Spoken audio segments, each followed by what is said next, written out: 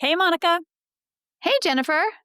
So, Monica, tell me about your conversation with Leigh Ann Henion. Once again, my schedule got the best of me, and I couldn't be there, which I'm so sad about, but I know you are really looking forward to this one. She was absolutely lovely and incredible. But before we dive into her background, why don't you give our listeners a quick update on where you've been and what you're working on? I know they would love to hear about it. You're so sweet. It has been an incredible summer, a lot of work with court furniture. As you know, I created an actual biophilic line of furniture for court and been doing a lot of work with them. And actually, I just got back from Canyon Ranch, where I was part of the Empower retreat for women. So it was all Love it. about dealing with menopause. And it was a fantastic 3 to 4 days in the Berkshires with Canyon Ranch. It was fabulous in so many ways. Incredible. Okay. Super jealous. I need to get myself a spa weekend too. Yes, you did. Okay. So that was amazing, but I'm really excited about everything you're doing. But now we get to talk about Leigh Ann. Yes. Leigh Ann Henion is the New York Times bestselling author of Night Magic. You may have seen it on some of the lists. It's getting a lot of traction. Night Magic: Adventures Among Glowworms, Moon Gardens, and Other Marvels of the Dark. So, absolutely fascinating conversation. Really loved it. Pulls us into the mysterious world of the nighttime and darkness, literally shining a light, pun intended, on things most of us overlook. Oh my gosh, I love this already, Monica. So it's a really beautiful reminder that nighttime itself is something to reclaim. Whether it's discovering awe and wonder right outside your door, which we talk about all the time, or reconnecting with the natural rhythms of the dark.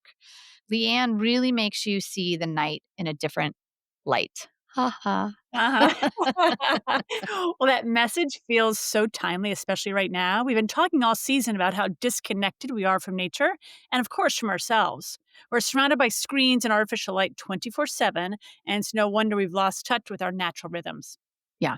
And without giving too much away, one of the things I really love most about how Leigh Ann just reminds us that while light and noise pollution affect animals and ecosystems, we forget that we are part of nature too, and it's also impacting us just as much. Absolutely. So I cannot wait to get to our conversation with Leigh Ann. All right, let's dive in. Here's our conversation. Leigh Ann, welcome to Biophilic Solutions. Thank you so much for being here with us today. So, to start us off, I really want to just dive right in and find out what drew you in to darkness and nighttime. Well, it's funny because it's hard, when you start looking back, you can see sort of the path that led you. But I didn't really know that I had this interest until I have a beloved editor who at the Washington Post magazine worked with for so many years. And during the pandemic, they did a travel issue where it was travel writers not traveling. And then they did an issue. They're like, okay, kind of inching out as we all did. So it was travel writers writing about travel close to home. And so he reached out to me and said, we're doing this issue. And is there anything that you've always wanted to experience in your home region? And so I live in Southern Appalachia, and something that I've always wanted to do was go to the Great Smoky Mountains National Park to see the synchronous fireflies. Yes. Yeah, which they're, arguably the most famous fireflies in the world. But and these are fireflies, a species that blinks in unison, which I didn't really understand until I saw them, what that meant. But so I was able to go, and it is a really in-demand experience. Thousands, tens of thousands of people apply to a lottery to go to this event to see these fireflies. But so I was able to get to this event. I was able to witness the phenomenon. But when I went, I was really amazed. So these fireflies, I thought it just meant they were on, off, light, dark. But instead, what happens is there's like a little twinkling, and then all of a sudden there's this whoosh of light that goes through the forest, and then it whooshes in the other direction. So it's like watching this living version of the Aurora Borealis. And so it was fantastic. But what I realized in that process was that I had never really spent time outside walking around in complete darkness. Because to see these fireflies, you cannot have a flashlight. You cannot have your phone, glowing. You can't look at your phone, or your night vision will be degraded. So there are all of these things that I'd never really considered. And I started to realize realize that there was this parallel universe right outside my door every night when the sun sets. So that piece ran in the Washington Post, and after it ran, I started getting all of these emails from people that read the story, and they were like, this is amazing, love the story, and it inspired me to turn off my porch lights more often. And so one of the things I learned when writing that piece was about how greatly light pollution or artificial light at night disturbs the life cycles of fireflies. And spoiler alert, pretty much every life form on Earth. So I learned that, and I was amazed that, I told a story that inspired somebody in Kansas to take a direct action to change their environment, their immediate environment. It's hard to change habits. And they didn't do it, because I don't think they did it because I was like, light pollution is bad for fireflies and every living being on Earth. I think they did it because they just got curious about what was out there, because so often we're told that darkness is a dearth, darkness is death, darkness is a void. Mm-hmm. So to start thinking about darkness as something that can be revealing is really powerful. So I learned so much from fireflies. I thought, what could I learn from salamanders and owls and glowworms and all of these other creatures that depend on darkness?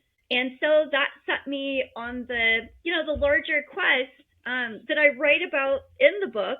And I very much tried not to focus on what light pollution takes away, but rather on what darkness stands to offer. Because I think that, dark positive storytelling is not something that we are really used to in our culture. When we talk about darkness, it's often negative. So, right. Well, you're hitting on all of my favorite things, right? It's perfect. No, it is. You clearly are an amazing storyteller, because that's what happened with that Washington Post article, and you've brought it to night magic, right? Because just asking people to do something or saying, sort of these pros and cons, it's creating this novel, the storytelling, and this like magical experience you had that got that person to sort of change behavior. So I love that about it. And then the other thing is I love what you just said. I wrote it down. You wrote about more, not so much, why light pollution is bad, which we can talk a little bit. I think it's important. Like dark skies is something that I'm familiar with, but that what are the creatures that depend on darkness? That to me is the beginning of a story. So talk a little bit more. You mentioned, so it started off with fireflies. And for those who've never seen synchronous fireflies, it is a magical experience. And it is pretty rare. Can you just give us a little bit more? Are there other places in the country that are known for it? I know you were saying the Great Smoky Mountains. I believe, you have to get an appointment, but you have to book a time to go, right? Because they don't want to ruin the ecosystem. You actually have to enter a lottery. I actually met people who had entered the lottery 8 years in a row and had finally gotten tickets. But one of my favorite parts about this is that, so they are specific. They are rare relative to other species, but I have come to believe that there are pockets of synchronous fireflies throughout the region. There are blue ghost fireflies, which I didn't understand the difference between all of these species. But I mean, there are these, so many species, all different patterns, just like we all have different fingerprints. All these species have different flash patterns. Blue ghost fireflies are actually neon blue fireflies that do not blink. They do blink, but it takes 60 seconds for them to blink. So when you see them, they're continually lit, neon blue, like little beings just floating around you. Truly, like fairies from a fairy tale. So all of these species, I believe, being discovered in different pockets, and I think they're everywhere. And one of the themes throughout the book, which I really, it started happening over and over again, and I was like, wow. But I would go.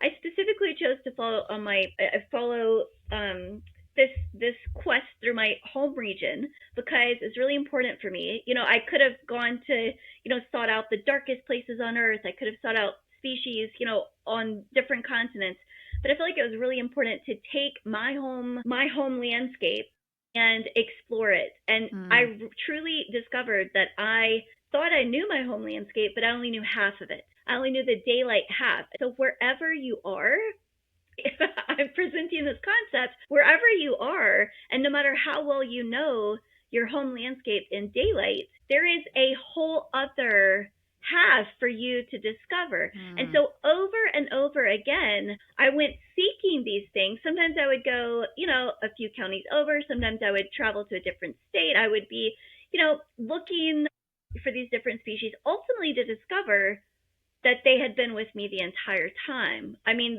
the most striking example is, so glowworms. There are a lot of different things people call glowworms, including firefly larvae. So when you see fireflies rising, you're actually witnessing, this kind of last hurrah of a years-long cycle. So you have had firefly larvae in that area for up to 2 years, and they've been little seeds of light that have been glowing on the ground, underground, all around you that you didn't see, didn't notice, because larvae does glow. So sometimes people call those glowworms, and they're fantastic too. But the glowworms that I use in the title, that I talk about in the title, are neon blue glowworms, a larvae of a fungus net larvae, actually. New Zealand is extremely famous for their glowworms, and they are cousin to glowworms that are found in my home region that I did not know existed until I started researching this project. Spoiler alert, I not only found them, in my home region, I found them in my own neighborhood. Wow. In an area that I'd driven by with my headlights on in my car for over a decade. And, it just still blows my mind. I would have loved to have gone to New Zealand. I've always wanted to go to New Zealand to see these glowworms, only to discover that they were there all along. So kind of over and over again, this happened. I went to an event called Mothapalooza, which is Moss? just this Mothapalooza. So it's a moth-loving festival celebrating moths. The diversity of moths is extraordinary. Moths get a bad rap. People love butterflies, not always moths. But Mothapalooza celebrates moths. And so, come to find out, I have all of these fantastically gorgeous, diverse, colorful moths in my own yard, but I had no idea. Again, kind of going back to darkness as death, darkness as nothingness. So to experience darkness as habitat and to find ways to witness all of the life that can stream out of darkness, it's pretty powerful. And I need a guide to help me do that. So that's, trying to figure out how to acclimate to darkness, because we've been so separated from darkness over just the last few generations. Yeah, and I think that's a big thing that we also talk about here is this sort of this gap, or I might even call it a gulf at this point, between humans and the natural rhythms. And I loved how you compared it to the aurora borealis, that, nature, these rhythms, mimic different things in the world, and we miss it. We don't put them together. And so if I'm going to go out and try and find glowworms, how did you, so once you understood they existed, and maybe, we've heard the term or seen it in a child's book, how do you go find them? What kind of ecosystem are they in? How would I know if I have any in my backyard, if you will? I mean, the type of glowworms, or Philiophytoni, they're specific to my home region again. But, over time, I really kind of started to just notice things, habitat, areas with water, a water source. There's certain ferns that grow in that area. I just kind of started learning habitat as well. And but the main thing is also just experiencing darkness, because again, that's specific to where I am. But no matter where you are, if you've never pointedly set out to experience darkness, to let your eyes adjust, to listen carefully, to try to witness that experience, there are surprises that will come to you, and you don't have to go far. You don't have to even go walking around. Sometimes it's just as simple as turn off the lights, maybe even invite neighbors to turn off their lights, have a little dark party.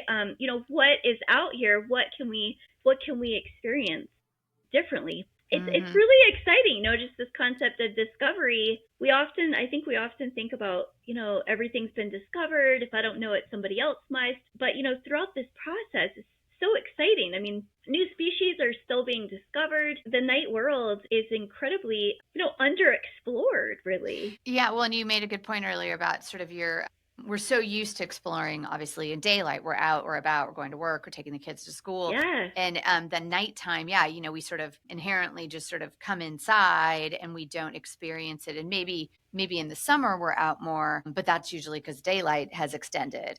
But you're right, even just like turning the lights out on your porch or your backyard and just sitting in the backyard could explore things. I mean, we have, Yeah. we're sort of outside of Atlanta here, about 40 minutes, the bats, which are phenomenal. People, again, associate a bat with a negative. And obviously, Mm-hmm. I don't want to keep one as a pet, but they're phenomenal at like eating the mosquitoes.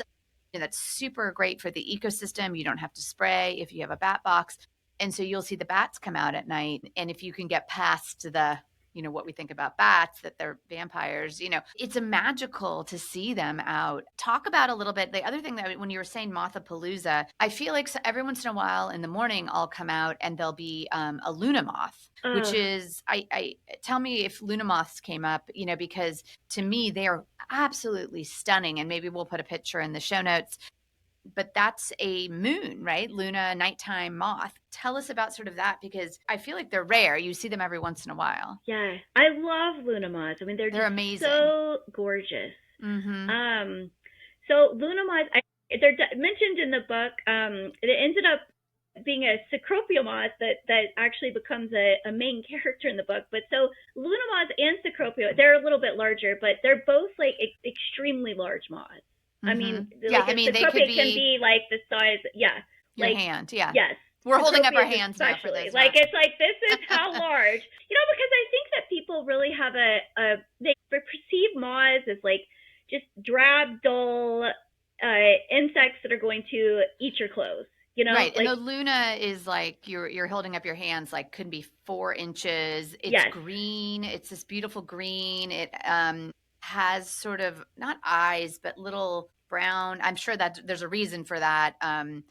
But it's just, and it has this wonderful sort of like, imagine a butterfly, but then there's sort of these little tails to it. Yes. I don't know. They're fabulous. And so you're going to love this. If you don't know this, I love we're this. nerding out on moths. We're totally nerding out. I apologize to the listener if we're losing you, but I swear to God, like look up a Luna moth and you will also be mad. Well, I'm super excited because, people do love butterflies. So thinking about, and so all my life when I saw a caterpillar, I thought that I was looking at a butterfly and waiting, right? That's so cool. As it turns out, almost always you are looking at a moth in waiting, because there's like 800 plus species of butterflies in North America, but over 11,000 species of moths. That's incredible.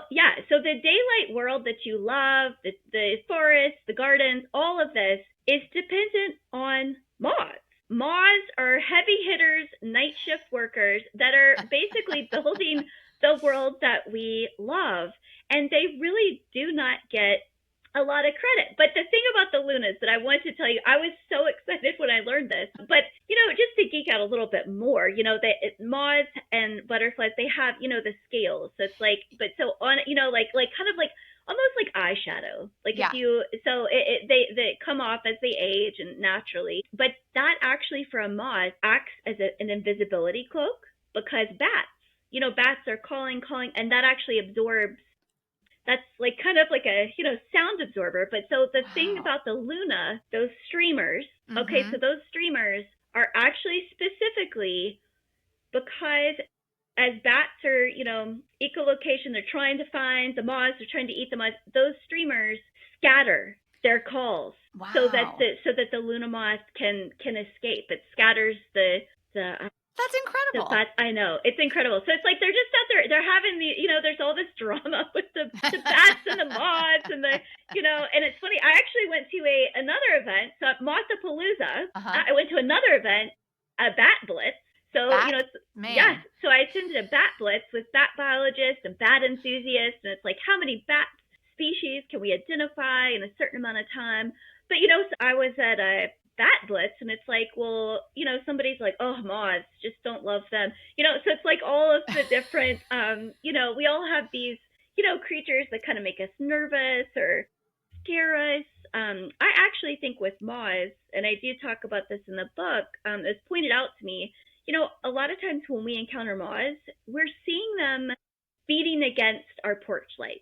We're seeing them in situations where they're basically being terrorized by artificial light. They have just completely lost their bearings. And so they act erratically. And so then we see them and we kind of act erratically. And so it's like, it's just kind of a crazy cycle. But to really, if you spend time in the dark, if you kind of, you spend time at dusk, like with no artificial lights, and you are able to observe moths in their natural habitat, which is darkness, without these artificial lights, it's a really serene and beautiful experience.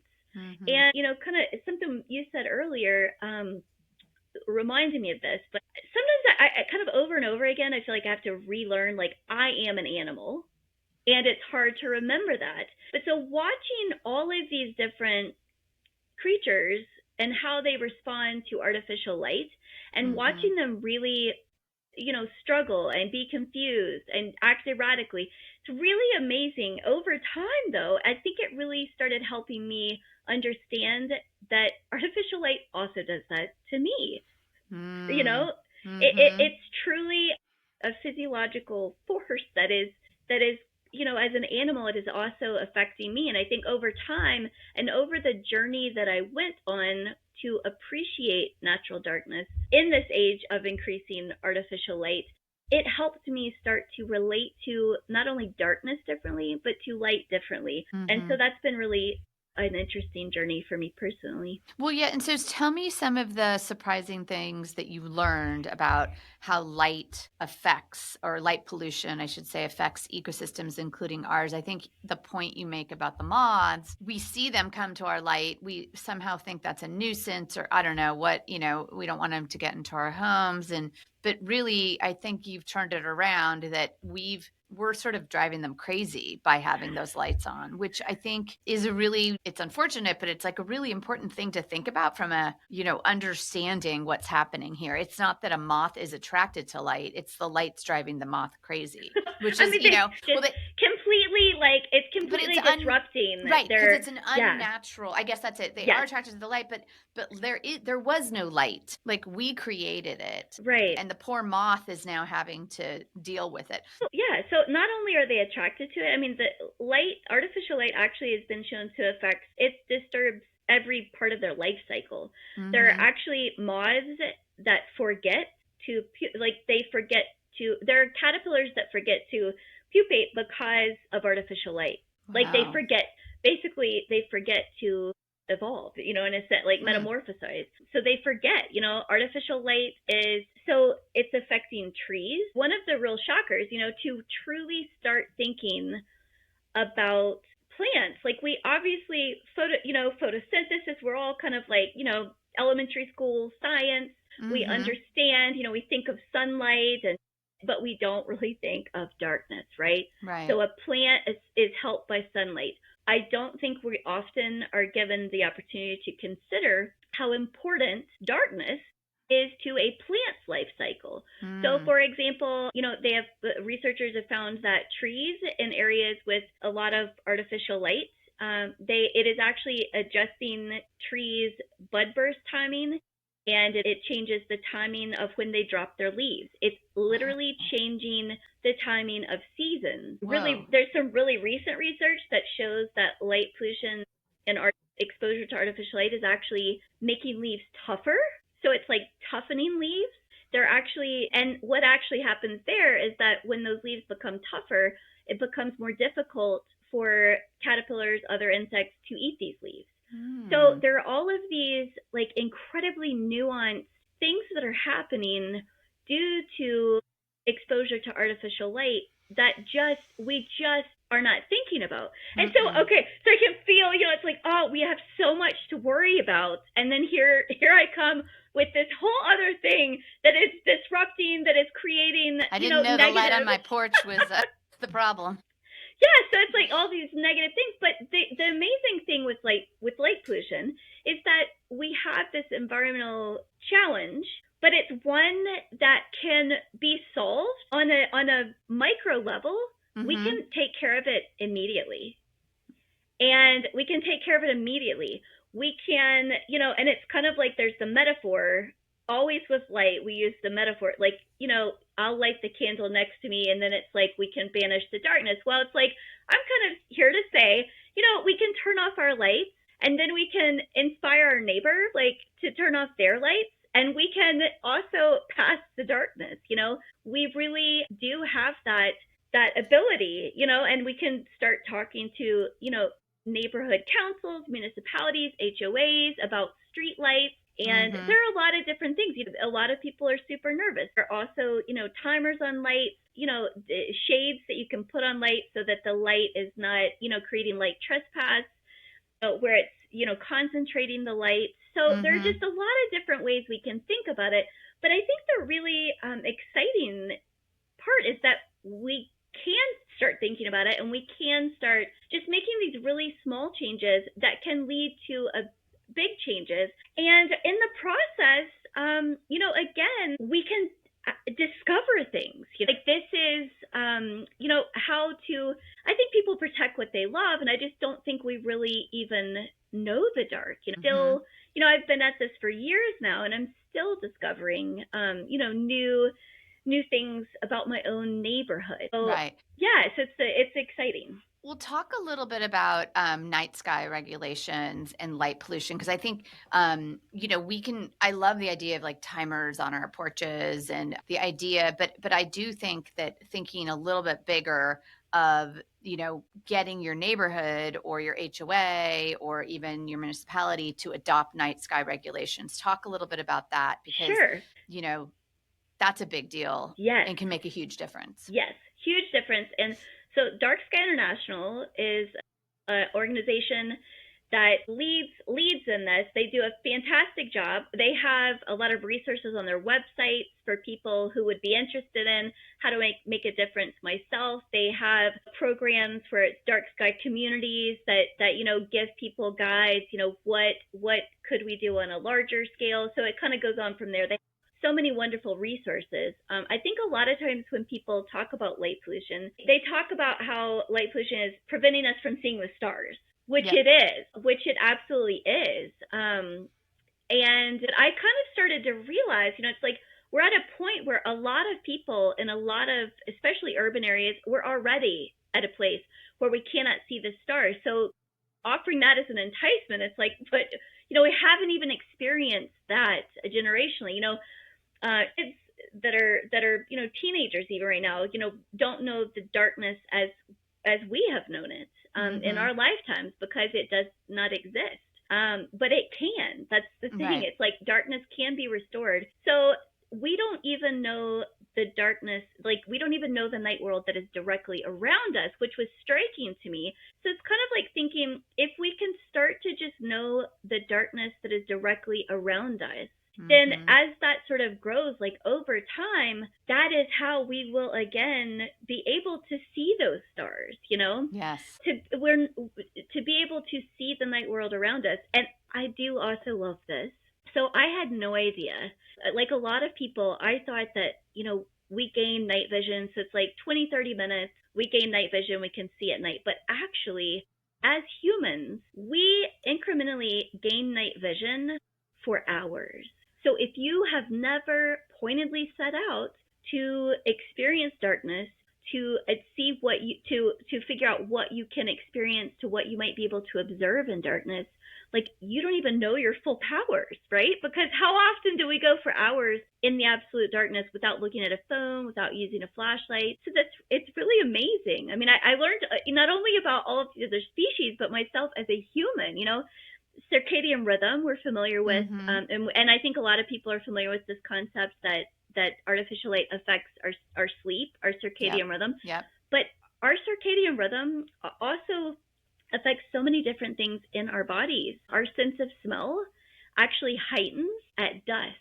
So our olfactory sense is actually strongest right around the same time that night blooming flowers release their petals and their fragrance at night to, draw in the moths and all of these other pollinators. So it's such an extraordinary experience to witness that and to have this multisensory experience. And so in a sense, kind of reacclimating to darkness and kind of inviting darkness into my life has really helped awaken me not only to my animalness but my animal senses. Yeah. Right. But so that takes slowing down. It takes pausing. It takes intention to truly Mhm. notice those things. And that's like an amazing thing that I'm like, okay, I've got to go tonight. Really, but think about and take a Yes. moment. But it's so hard to do in modern Yes. life, right? All the things that you mentioned. Has you this sort of, I don't know, practice and paying attention that you've created as you're shifting to think about darkness, has it changed your behavior? Like day to day in your life? Yes, it absolutely has. It's amazing for me to kind of think back and like how long it actually took though for me to start getting it. There's this moment where early on, when the fireflies, I had this experience. I was like, oh my goodness, I need to start closing my curtains at night, right? Because I've got all this light trespass coming out of my house. I need to make the yard darker. I need to protect these fireflies. And it took pretty much my entire journey to really kind of get that when I was doing that, I was just wrapping the light around myself, right? Like I was trying to protect them without really even consciously recognizing that I also am in a situation where I also am intended biologically to be getting the cues of darkness, but yet I was not. And it took a really long time for me to really absorb it. And I still lights at night. I still, sometimes I do still, I'm Netflix binging or whatever at night with my screens on. Of course. But I did start changing the type of lights that I use in my house because Okay. again, with that we could geek out forever on the blue light versus warmer spectrum light, but basically the main takeaway is blue light basically mimics high noon, and so all animals read blue light as high noon, and so whatever you're biologically intended to do, then that's what that light is doing to you. Mm. Whereas those warmer tone lights, they're like a sunset. You think about. So I started around sunset. Toward the end of the book writing process, I switched to using red lights and amber lights in my house. So when the sun sets and the sky goes red and amber in my house, I switched to red and amber lights. And over time, it has really made a huge difference for me in terms of just kind of settling, because in nature, dusk and dawn, we have an easing from night to light, from light to dark. But, in the electrified world, we tend to just on off. We tend to just be turn the switch on, turn the switch off. Bright light, absolute darkness. We don't have those periods of easing. And so, in a sense, focusing on darkness sort of helped me start to be a little bit easier with myself, started to help me, find ways to ease into those things. And I do, I'm able to spend time in darkness a lot more now. It motivates me, and I'm more comfortable in the dark than I was before I started this journey, which is part of that process. I mean, it's really about our relationship to darkness, which I think that we just don't really consider our relationship to darkness too often, and it really is something worth paying attention to, and it is something worth dedicating some time to. And again, it doesn't have to be big. I mean, one of the things sometimes I say, how do I start this? I don't even know. Again, you could just sitting on the porch with the lights out, huge. But beyond that, there was a moment where I was like, okay, my bedroom. I'm sitting in my bedroom. I'm paying attention to light and dark and artificial light for the first time, and I just started noticing all of the artificial lights in my bedroom, all of the chargers that have little lights, so many different things. It was amazing, and I couldn't believe that I'd never really noticed it before. So I mean, I think that when you really start thinking about it, just every aspect of life, and it doesn't take much, and sometimes you don't have to travel anywhere. It's really just about starting to notice things that you didn't before. Yeah. Well, and I think the turning off the lights or Camping would be like a good example. I mean, I would encourage people to maybe like walk along your street in the dark, and obviously people will have different reactions to that Yes, depending on where they live and what sure. their concerns are about their neighborhood. But Mhm. most neighborhoods, you probably can walk down the street.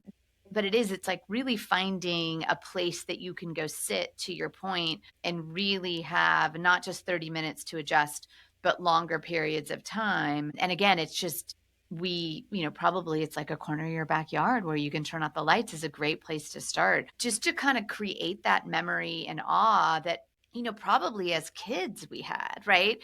As kids, we didn't have these built in fears or societal constructs about darkness. Do you have any memories like that? Or do you have any, like, I guess, would you recommend anything, outside of camping and maybe going in your backyard? Yeah. Where can we go to have these experiences? Because, like you said, depending on neighborhood, it can be really challenging. A lot of people, they'll say, "Well, I want to do this in my neighborhood," and we can talk about having these conversations as neighbors, maybe getting people excited to join you to have Mm-hmm. this experience to make things darker. But it's difficult to find natural darkness. Mm-hmm. A lot of places for a lot of people. I think one aside from doing those things close to home, I think that there is an awareness of how important this is, and state parks, municipal parks, nature centers. I do think that Mm. a lot of these places are starting to have programming that campfire talks, to have programming to help people acclimate to Mm-hmm. darkness, to start to kind of restore that relationship to darkness. And so I think looking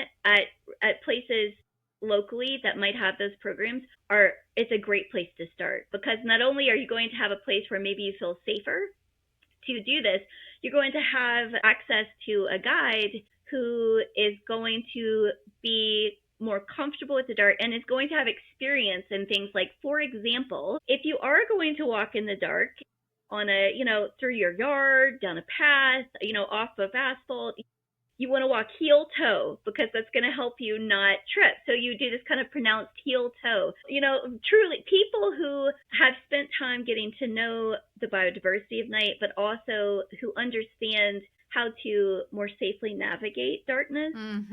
and can share that. So I think finding those guides is incredibly helpful. Well, and even in the title of the book, a hesitant adventurer's search for wonder in the natural world. I think we can all think of ourselves. It's okay to be hesitant. It's okay to be nervous, but we should think of ourselves as adventurers to go out and have these new experiences, because we're going to find awe and wonder in them. I know that this book is out. I encourage everybody to go pick up a copy and read it. How can we follow and support you? Are you on socials? Do you have a blog? What can we do besides buying the Yeah. book to follow you? I at the Bat Blitz, I met a woman. She's known as the Bat Lady. Her whole life, she loves bats.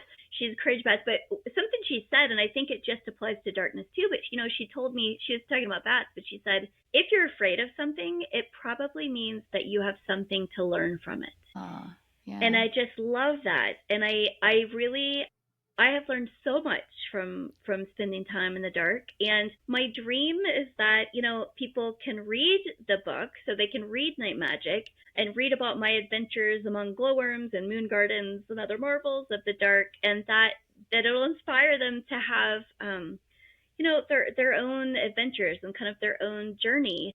And yes, so the book is available, wherever books are sold, Night Magic. And I would love for people to find me. Instagram's kind of my favorite. Okay, That's great. the beautiful social media site. But yeah, I would love for people to find me. I would love to hear about these adventures and see where the book goes. That's always fun. Perfect. And And what's your yeah, handle on Instagram? so it's my full name, so Leigha and then Henion. So Leigh Ann Henion, and I love that the book is kind of a conversation that I just hope can keep going and be shared with neighbors who maybe how do we start this conversation about how to turn this light off that's shining in my living room? It's like maybe it's an invitation. I hope that the book is really just an invitation to to appreciate darkness. I love it, Leigh Ann. Well, thank you so much for coming on and sharing. This is exactly what we love people to sort of learn more about, and keep up the great work. And thank you again. Thank you so much for having me. It was great to talk to Yeah. you. Okay, that was such a wonderful conversation, Monica. She seems absolutely lovely. I'm so bummed to have missed this. You know, it's funny. I live and breathe biophilia, but the natural world still manages to surprise me all the time. There's always more mystery and wonder waiting for us. Yeah, no, I love the way you put that. I mean, we walk the trails near our homes almost every day, but I never really occurred to me to explore them at night. It's really a completely different world once the sun goes down. Exactly. And I love that she really focused on the plants and animals in her own backyard. It's such a great reminder that you don't have to hop on a plane to find awe. You can discover something brand new right where you are. Exactly. And not to brag, but one part of our conversation I could really connect with her was her description of synchronous fireflies, because I've seen them before. Mm. And honestly, it's one of the most awe inspiring experiences of my life, like next to maybe seeing an eclipse. If you can find some synchronous fireflies, try to go find them. You're in total darkness, no phones, no flashlights, just these little creatures lighting up in perfect harmony. It's like a little disco. It's magical. That sounds amazing. And I do love fireflies so much. It's such a beautiful telltale sign of summer.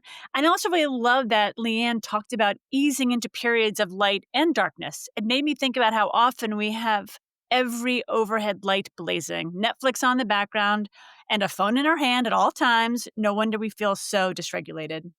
Right? So it's so unnatural, yet it's become the default for all of us. And we hardly even notice how overstimulated we are with the light in our own homes. Exactly. And like we always say, once you learn something, you can't unlearn it. Exactly. So pick up Leanne's book, give her a follow, turn off those porch lights, but don't tell Steve Nygren because he'll get very upset. And let yourself actually ease into nighttime. You'll be helping your local ecosystem and yourself. And maybe, just maybe, you'll head outside and discover something magical of your own. All right, Jen. Talk soon. Bye, Monica.